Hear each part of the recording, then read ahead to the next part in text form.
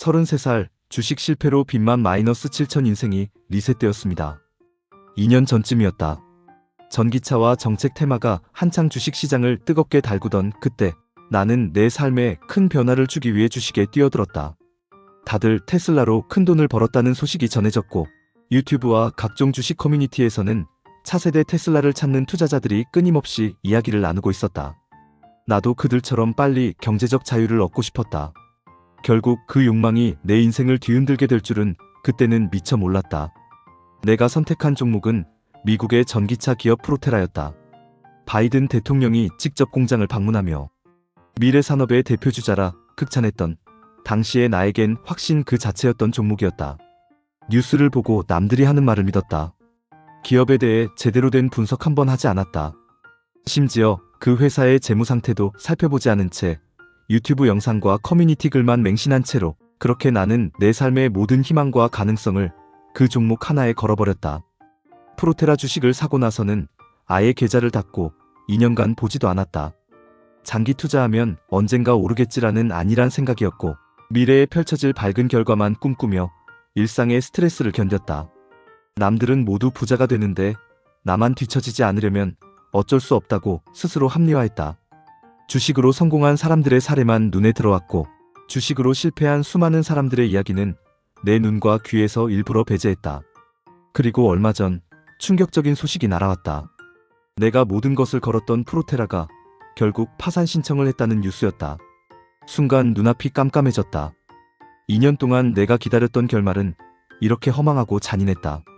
인생에서 처음으로 극심한 절망을 맛봤다.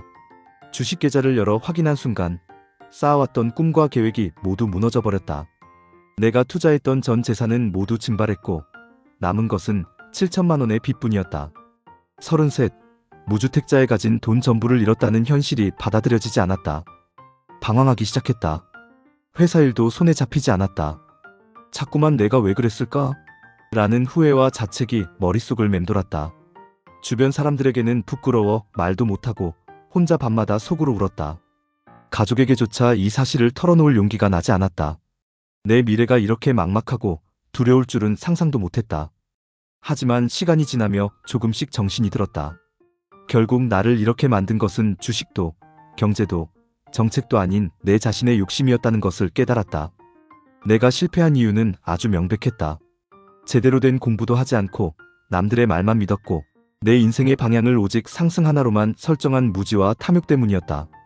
내 선택이 쓰레기였음을 인정하고 나니 비로소 뼈아프지만 진정한 반성을 하게 되었다. 지금 나는 내 인생을 다시 시작해야 할 시점에 서 있다. 아직도 하루에도 수십 번씩 마음이 흔들린다. 하지만 이젠 현실을 직면하려고 한다. 무너진 멘탈을 붙잡고 다시 앞으로 걸어나갈 준비를 해야 한다. 빚 7천만 원, 이 숫자가 여전히 버겁게 느껴지지만 내가 만든 현실이기에 반드시 내가 해결해야 한다. 이 글을 읽는 사람들에게 진심으로 전하고 싶은 말이 있다. 나와 같은 실수를 반복하지 않았으면 좋겠다. 돈을 잃고 나서 깨닫는 것이 아니라 미리 깨닫고 조심했으면 좋겠다. 내가 투자 실패를 통해 뼈저리게 배운 교훈 몇 가지를 공유하려 한다. 1. 절대로 대출받아 투자하지 마라. 그 어떤 상황에서도 빚을 내서 투자하는 순간 너는 이미 마음의 여유를 잃고 쫓기게 된다. 2. 신용매매는 절대 금물이다. 신용으로 시작한 투자는 내 정신과 삶을 반드시 망가뜨린다. 내 경험이 그 증거다. 3.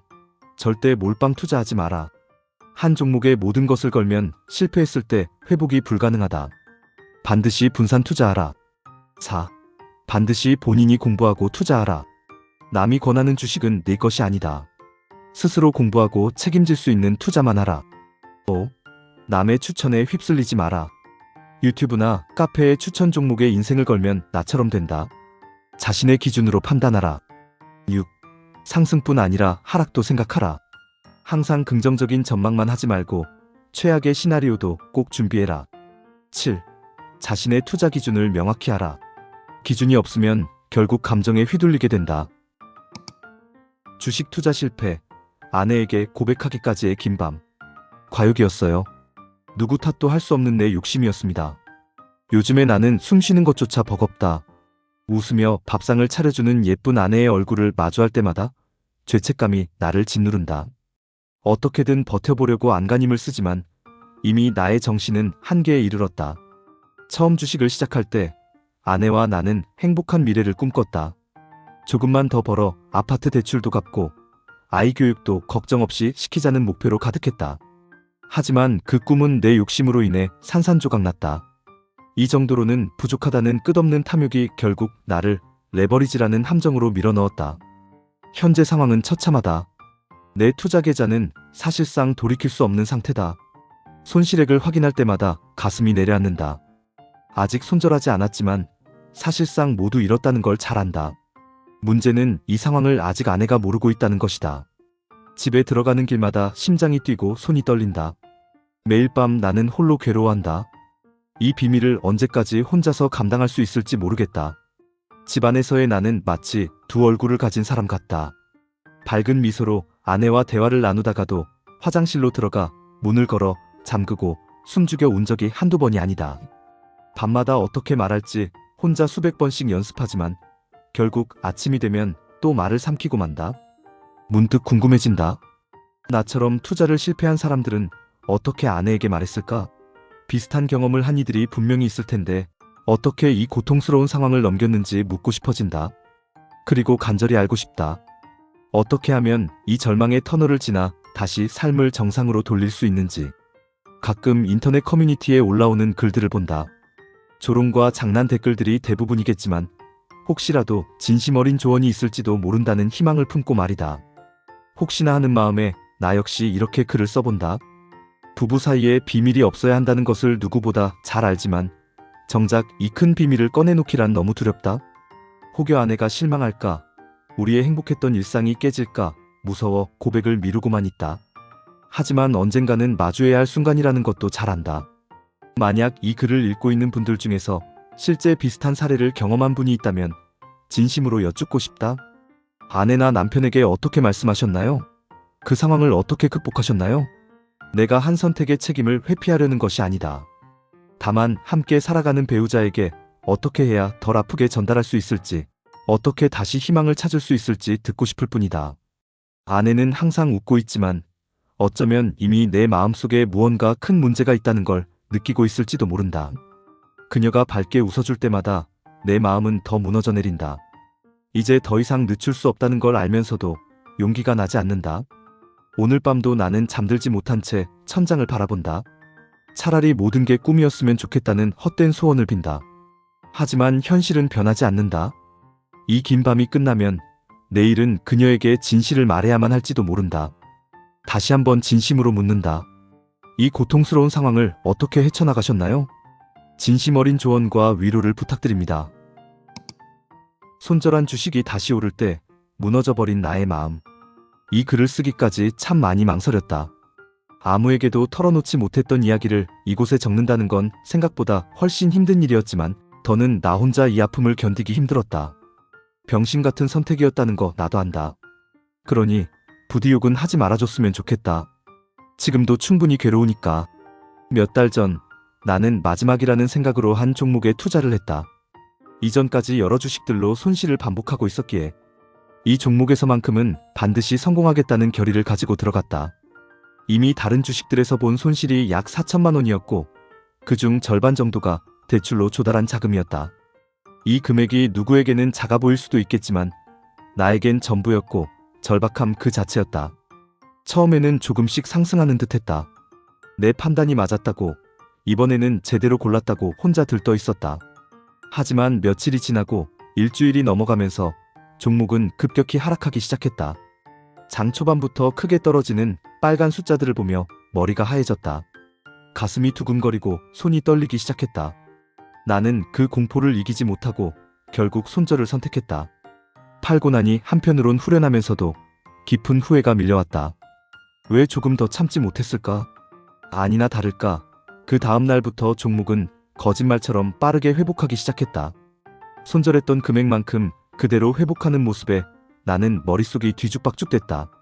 그 장면을 목격한 순간 내가 무언가에 세게 얻어맞은 것처럼 멍해졌다.